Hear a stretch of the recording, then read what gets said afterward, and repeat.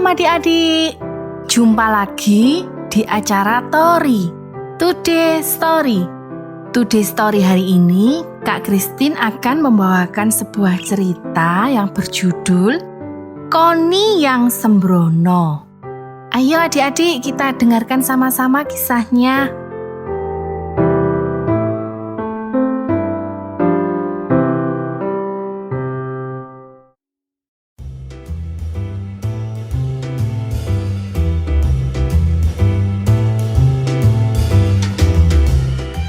Ada seorang gadis kecil bernama Koni. Orang menyebutnya si gadis sembrono. Kalian tahu kenapa sebabnya disebut seperti itu? Ya, dia sangat sembrono. Hampir setiap hari ada saja yang dihilangkannya. Sapu tangan, topi, buku, bahkan arloji kecil hadiah Natal yang diterima dari ayahnya pun dihilangkannya. Tak ada gunanya memberi Koni sesuatu, Ujar ibunya. Koni tak pernah merawat barang-barang miliknya dengan baik. Dia sembrono. Aku sungguh berharap dapat menyembuhkan Koni dari penyakit sembrononya. Tetapi cara apapun yang dicoba ibu Koni tidak berhasil menyembuhkan Koni. Dia selalu lupa di mana dia meletakkan barang-barangnya. Koni tak mau bersusah payah, memikir atau mengingat-ingat di mana dia meletakkan sesuatu. Sarung tanganku hilang. Rengeknya. Aku tak tahu lagi di mana sarung tangan itu kuletakkan. Mungkin ketinggalan di bis. Pensilku hilang. Padahal masih baru. Uangku hilang. Baru tadi pagi ayah memberikan $10. Sebenarnya aku bermaksud menggunakan uang itu untuk membeli permen. Penggarisku juga hilang.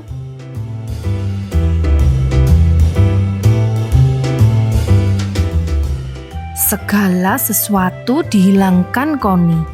Beruang-beruangannya juga hilang. Begitu juga badut-badutan, pemberian bibinya serta sekotak mainan lainnya. Koni tak tahu bagaimana semuanya itu bisa hilang. Ketika membawa mainannya pulang, sepatu Koni terbuka kancingnya. Koni meletakkan kotak mainannya di atas pagar. Sementara ia membetulkan kancing sepatunya. Dan ketika selesai mengancingkan kembali sepatunya, Koni lupa membawa kotak mainannya. Ia pulang begitu saja.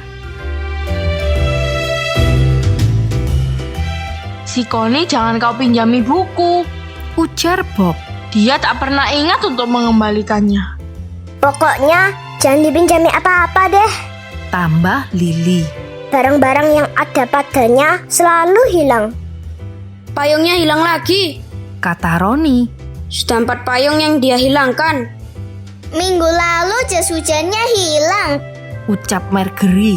Pasti ibunya marah-marah. Bukan hanya ibu Koni yang marah. Ayahnya pun memarahinya. Apa gunanya ayah bekerja keras mencari uang untuk membelikan kau barang-barang yang bagus kalau kau tidak memeliharanya? Ujar beliau dengan marahnya. Ayah ingin membeli buku untuk ayah sendiri minggu ini. Tetapi ibumu minta uang untuk membelikanmu jas hujan baru. Kau sangat sembrono, Koni. Koni keluar ke halaman rumahnya sambil menangis. Belum pernah terpikir olehnya bahwa akibat kelalaiannya, ayahnya jadi tidak bisa membeli sesuatu yang beliau inginkan. Bagaimana caranya mengobati penyakitku yang satu ini? Tangis Koni. Betapa senangnya kalau aku sembuh dari penyakit gampang menghilangkan barang ini.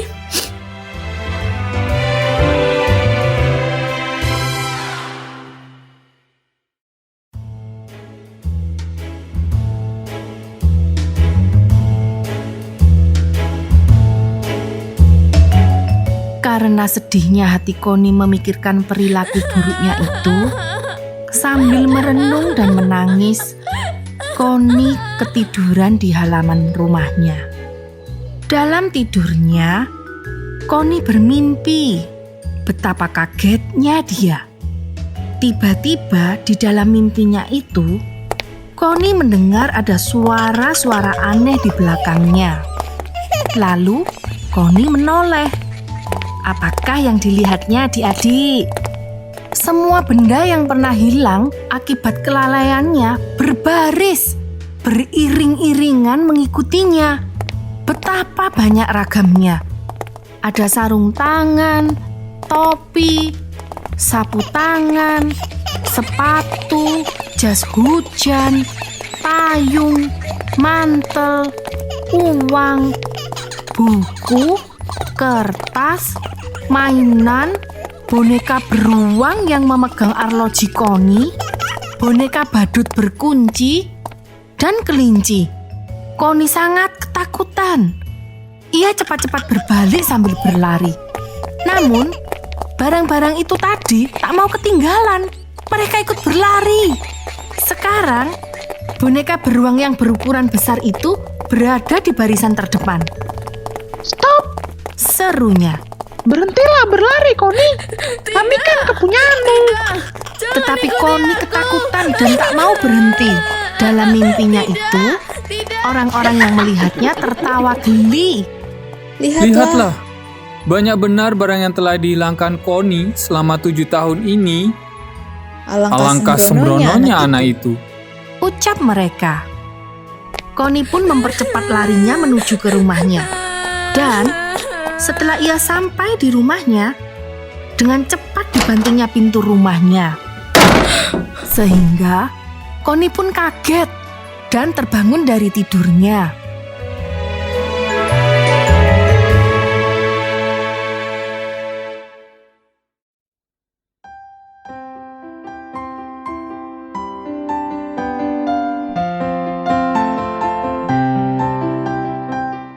Koni masih belum sadar. Yang dialaminya hanyalah sebuah mimpi.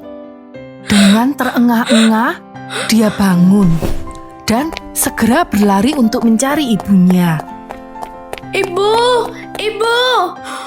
Ada apa? Tanya ibu yang melihat Koni datang dengan terengah-engah. Koni menceritakan pengalamannya. Ibunya tentu tidak percaya. Lalu Koni mengajak ibunya keluar ke halaman untuk melihat barang-barang yang mengikutinya. Ibunya menggelengkan kepalanya. Kau cuma membayangkan yang tidak-tidak, Koni. Katanya. Seandainya pengalamanmu tadi itu sungguh-sungguh terjadi, ibu yakin kau tak akan menghilangkan lagi barang-barangmu. Kau pasti akan mau berhati-hati. Aku tak akan sembrono lagi, Bu. Ucap Koni. Jadi, ibu harus percaya bahwa pengalamanku tadi sungguh-sungguh terjadi. Bukan hanya imajinasiku.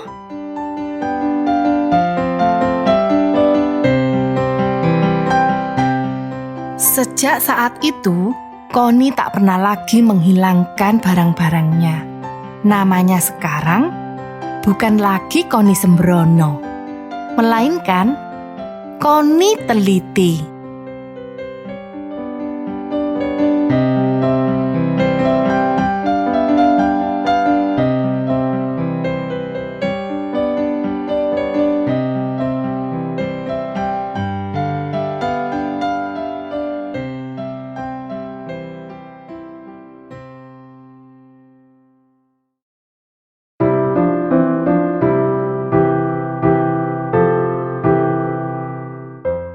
Nah, adik-adik, bagus ya ceritanya. Sampai jumpa di Tori minggu depan. Tuhan Yesus memberkati.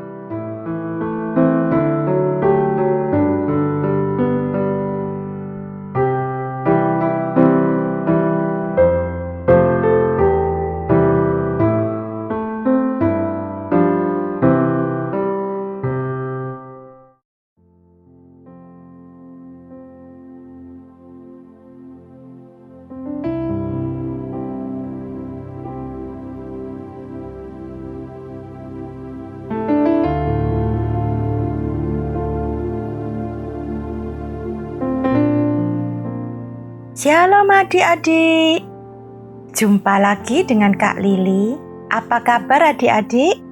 Bersukacita dan bersyukur selalu ya.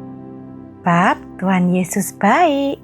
Kak Lili selalu berdoa adik-adik semua dalam lindungan dan pemeliharaan Tuhan.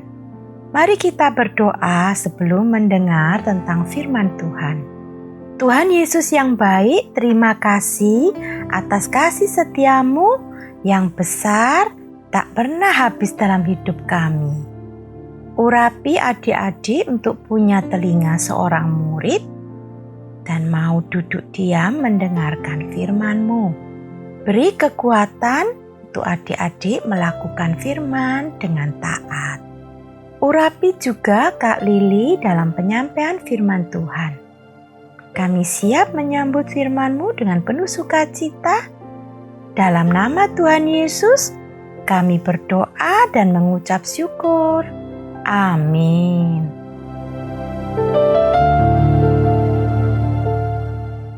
Nah, adik-adik sudah mendengar cerita tentang Koni, si anak sembrono. Tahukah adik-adik, sembrono atau teledor adalah suatu tabiat atau karakter yang tidak baik dan sangat merugikan. Koni seringkali menghilangkan barang-barang yang dia punya. Kedua orang tuanya seringkali marah sebab Koni teledor menghilangkan barang-barang yang pernah diberi. Koni tidak merawat, menjaga barang-barang yang dia punya. Dia kurang bertanggung jawab sebab pikirnya nanti bisa dibelikan lagi kalau memang butuh. Ini namanya pemborosan loh adik-adik. Kedua orang tuanya sampai kewalahan. Bagaimana caranya mengubah karakter buruk Koni yang satu ini? Kalau adik-adik punya karakter buruk seperti Koni, adik-adik bisa berdoa kepada Tuhan Yesus.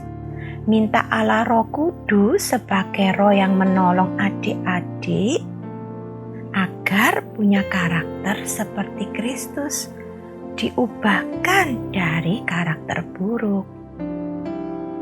Roh Kudus sudah dicurahkan bagi semua anak-anak Tuhan, yaitu adik-adik dan kakak. Tahukah adik-adik, dalam diri kita ada peran Roh Kudus yang selalu mengingatkan, menolong, bahkan menghibur saat kita susah. Sebagai contoh teguran Roh Kudus yaitu saat adik-adik misalnya melakukan kecurangan, berbohong, pasti hati adik-adik berdebar-debar, tidak tenang, gelisah bukan? Nah, itu karya Roh Kudus. Dia mengingatkan supaya kita tidak melakukan dosa. Adik-adik, tidak ada suatu kuasa di luar Tuhan yang bisa mengubahkan karakter seseorang. Jadi jangan lupa ya adik-adik, kalau mau berubah dari karakter buruk, adik-adik cukup berdoa minta pertolongan arah Roh Kudus yang akan memampukan kita semua meninggalkan dosa. Berubah dari karakter buruk. Dan kita juga harus berkomitmen, berjanji untuk tidak mengulangi lagi, bukan hanya berdoa saja ya. Kakak percaya adik-adik pasti berhasil bersama Tuhan, sebab hanya Tuhan saja Sang Pencipta yang mampu mengubahkan ciptaannya. Bukankah kita ini ciptaan Tuhan? Tidak ada kuasa lain yang sanggup mengubahkan. Kakak teringat akan firman Tuhan di Matius pasal 25 ayat 15 sampai 25. Di sana diceritakan ada seorang tuan yang hendak bepergian, mempercayakan sejumlah talenta kepada 3 orang hambanya.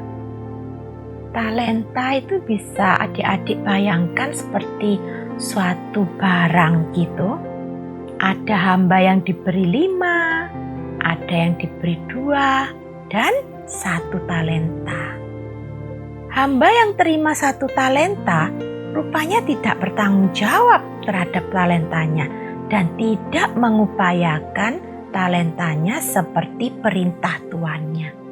Dia malah berprasangka buruk terhadap tuannya sendiri. Tentu saja hamba ini tidak mendapatkan upah seperti 2 hamba yang lain, tapi malah mendapat marah dari tuannya. Nah, adik-adik, lewat firman ini kita diingatkan untuk menjadi seperti 2 hamba yang bertanggung jawab kepada talenta yang diberi dari tuannya. Adik-adik mau bertanggung jawab merawat, memelihara, menjaga barang-barang yang sudah diberikan kepada adik-adik ya. Jangan teledor seperti Koni. Sebab jika kita setia akan hal-hal kecil, suatu saat nanti Tuhan akan percayakan dengan perkara yang lebih besar.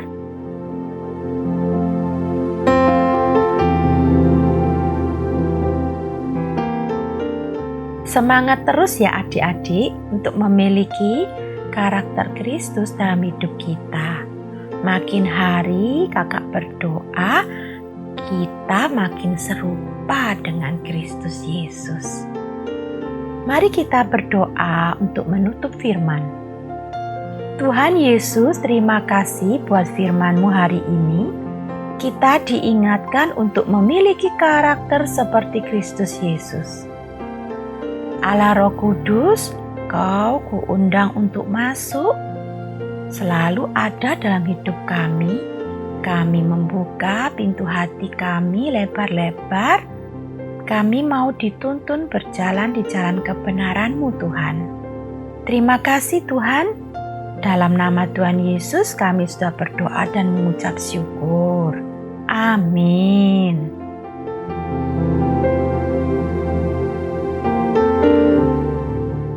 Sampai jumpa lagi adik-adik di lain kesempatan. Kakak mengasihi kalian semua. Tuhan Yesus memberkati.